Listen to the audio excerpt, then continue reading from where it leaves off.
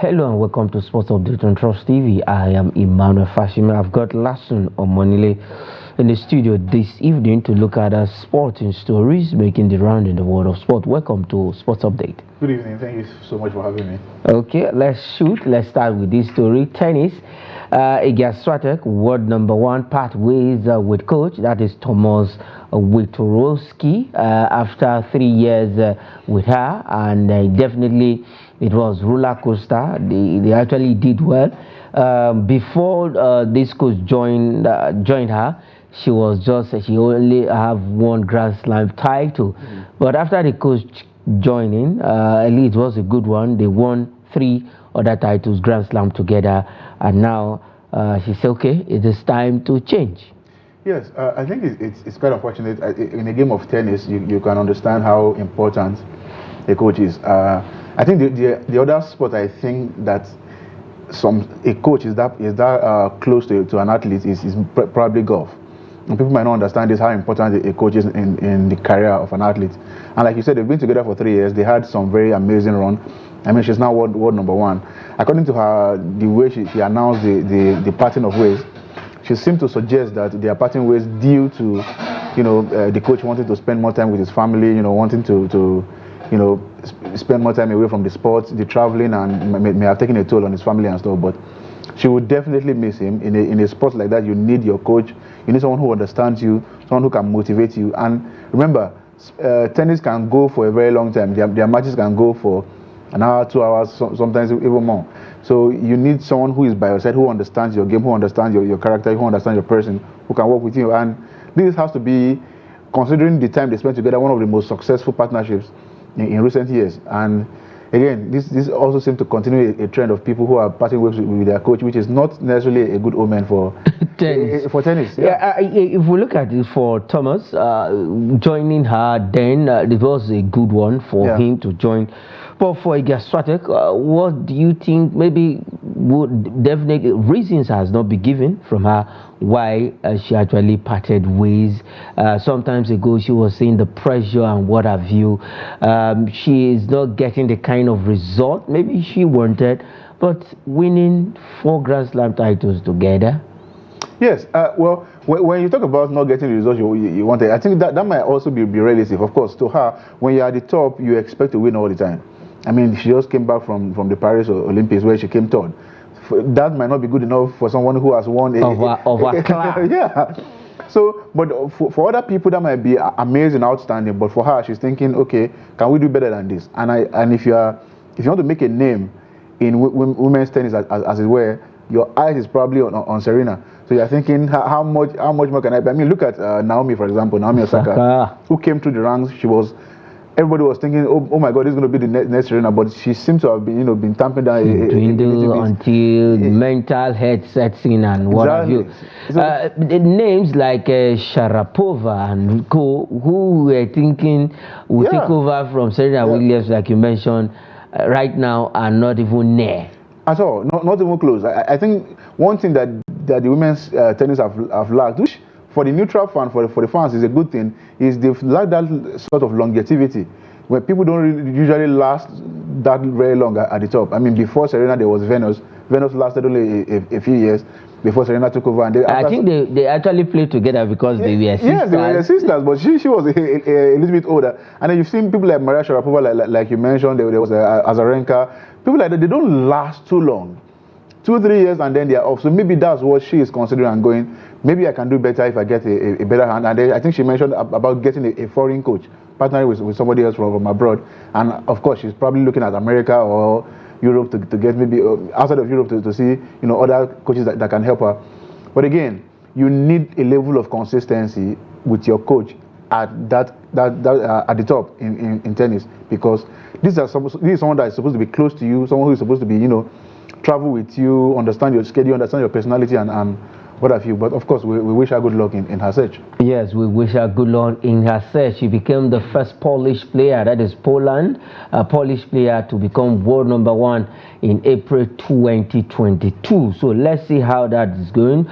She actually spent 123 weeks at the top of the ranking. So for Iga Swiatek, well, let's see who is going to pick next. Let's see who is going to be the coach. But yes, she has mentioned she doesn't want, she wants a foreign coach this time around. Probably US, you heard it from Lasson, or maybe she will come down to Nigeria and look for. Though that's on the flip side of it. Let's leave Iga Swiatek and quickly let's go straight to the glass house where the NFF president Ibrahim Musa Gusau has marked 2 years in office. Definitely we'll be hearing from Musa Gusau. Before then, last one, this man has come on board 2 years down the line, and we've seen, well, a lot of persons might disagree, some tremendous change with the NFF. Yes, I think, like you said, a lot of people might disagree, but because, and I think the reason is because they are probably looking at the top. It's like if you were hired to be the manager of a football club, people are looking at the result of the senior team. But the job of the NFL president goes beyond the Super Eagles. It goes beyond the Super Falcons. There are lots of things that you need to get right. And Gusau's, to his credit, what he's saying he has achieved, what he's looking at are things like grassroots participation in football. He's looking at bringing in a whole generation of football of stars for Nigeria. And don't forget, before Gusau came in, there were lots of problems with the NFF. The NFF has not really been a clean slate. It has not really had a clean slate. Even till now. So there are some things that are still, that unfortunately that revolves around the NFF. When you just hear the NFF, there are some things that immediately come to your mind. I mean, we are still battling with who will coach our national team at this time. I mean, even just the last time we played, we weren't even sure if the coach was going to continue because of some of the comments that he made. So there are still some obvious things that Gusau needs to fix. But to his credit, he has actually made a few changes. I mean, there are some changes that you can see in our league, for example, which I, as a person, as a fan, I'm appreciative of. So hopefully he continues this trajectory. And then, of course, you have to know that for us as fans, we are never satisfied. It's going to take a whole lot more than just, progress here and there. We need something massive, something big, because we expect and we think we deserve more. Okay, we expect and we deserve more. Let's quickly look at, let's listen to Ibrahim Musa Gusau while enumerating some of his achievements for the past 2 years at the helm of affairs of the Nigerian Football Federation. The entire system. But so far, so good. But as you know, our vision is to make sure that we develop the game of football from the grassroots, as well as to see how we can take our league, especially the domestic league, to the level it deserves to be for the benefit of all. During my campaign, I said, by the grace of God, we will see that the Super Eagles get to the finals of AFCON and qualify to the next World Cup. And to God be the glory, we were at the finals of the last AFCON. Unfortunately, we lost to the host country gallantly. You see the Super Falcons. They were able to qualify for Olympics after 16 years of exit from that tournament. As well as you saw our under-17 girls. They won bronze medal at the last World Cup in India. And so many other things. And the way you saw our league that is improving, especially the Premier League, you see that now any team can go away and play their match and win an away match and come out without any hindrance. And we also, because we try to make sure that we improve in the area of officiating, especially on the area of the referees, we make sure that at least only competent referees were allowed to participate in our league. And every single train that they deserve to have, we try to make sure that we train them adequately, both with the support of the FIFA and CAF, as well as our internal trainings. Just recently, the beginning of this season, as we promised, we provide the communication guidance to the referees. We set up a team, we employ some coaches within the zones and some states, and they have gone around and they have done their scouting for under 13, under 15.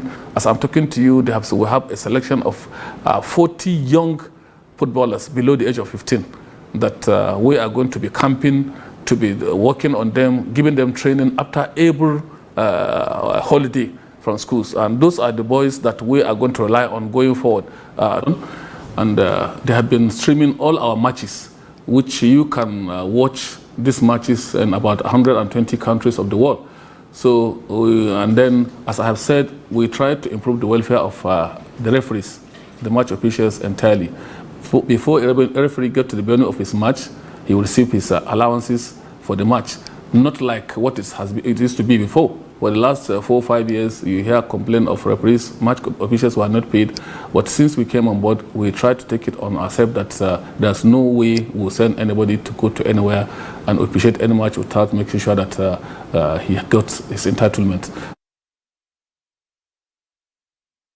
Yes, we heard it from the horse's mouth right there, enumerating some of his achievements, and it's evident to see, like he made mention of the officiating the Nigerian Premier Football League, which we actually appreciate the steps they have been taking alongside the Nigerian Referees Association, the NRA, and then the referees also their welfare. Now their match allowances after games, they get it as at when, in fact, before they leave that pitch, their phone is already receiving the alert. So, which is something, and we heard when he said about 40 young footballers have been scouted below the ages of 15, 13, 12, and 11. Yeah, like I was saying earlier, if you look beyond some of the obvious, if I may use that phrase, mistakes, you will see some of the achievements that this man has been able to put in place, which are some of the basic things that we need to get our football going. For example, getting 40 young people is actually very commendable. It tells you of somebody who is planning for the future, somebody who is planning long term. I remember on this show we discussed something about this age falsification thing. Yeah. So if you're camping 40 guys, training them, giving them all the right things they need. So by the time is in 2 years' time, the ones who are 15 and now 17, they are already match ready, they are already focused, they already know what it means to be in a competition. So by the time we unleash them for the under 17, they know what to do, and we won't have to be looking for older people and shaving their beards to go for competitions. And then with the referees too, I think that's actually something I'm grateful for, where we have better match officials. There's something that he mentioned. He spoke about we're now seeing more away games, people winning from away from home, and then there are no scuffles. I mean, if you're old enough to remember what it used to be in the Nigerian Premier League, it wasn't so great. Getting a draw away from home was war, and you would not live there with your body intact. But unfortunately, we thank God we're making some little progress. We're making decent progress. What we can hope for is for this to continue. I mean, there was a time when the NFF and their sponsors were actually having back and forth, what happened to money. And I mean, there are too many things to mention here on the show, but we're making steady progress. Hopefully, we make more. And I hope that the NFF president stays on his guard and understands that the fans are watching, and we expect, and I think we deserve much more than what we're getting. Yes, we deserve much more than what we are getting right now. Musa Gusau has spent 2 years in the office, and also as we speak, they are in a Delta state where the AGM is ongoing. All right, let's leave that story. And still, though, with the NFF this time around, it is also bringing innovations into Nigerian football. And now, the maiden edition of the NFF Monthly Award. This is the first time, like I said, innovation is trying to bring new things into Nigerian football. Now, we have the likes of Victor Osimhen, Victor Boniface, Wilfred Ndidi, all of them struggling it out for who's going to win the best player of the month. This is something that we love, and the voting has already started. These players are actually vying for it, and Victor Osimhen, Victor Boniface, Ademola Lookman, Wilfred Ndidi, who just make team of the team of the week in the English Premier League. Massive one. Yeah, first of all, I'm curious who you are voting for. No, you want to know who I want to I'll vote for you. I think it's brilliant. What we need and what we love is creative ideas like this. You know, you have to make these guys proud of who they are, who they play for, what they represent, and the more they understand that we back home, we are rooting for them, we are watching them, we're monitoring their progress. I mean, someone like Victor Boniface has a very robust, alliance with fans back home. The way he relates, the way he's very, very relatable on social media, and then you can actually, see that and love that. And when you see this kind of award, I think it's unique in its own way, which is a very, very brilliant. And I hope we see more and more of it. I would like to see it, recreated across all the stratas of Nigerian football. And of course, we're looking forward to who wins this one, which will be really, really great. Okay, who are you going to vote for? You asked me at first, so let me ask you that. Honestly, I'm not sure I want to disclose who I would like to. So you keep it close to your chest? I'm keeping it close to my chest for now.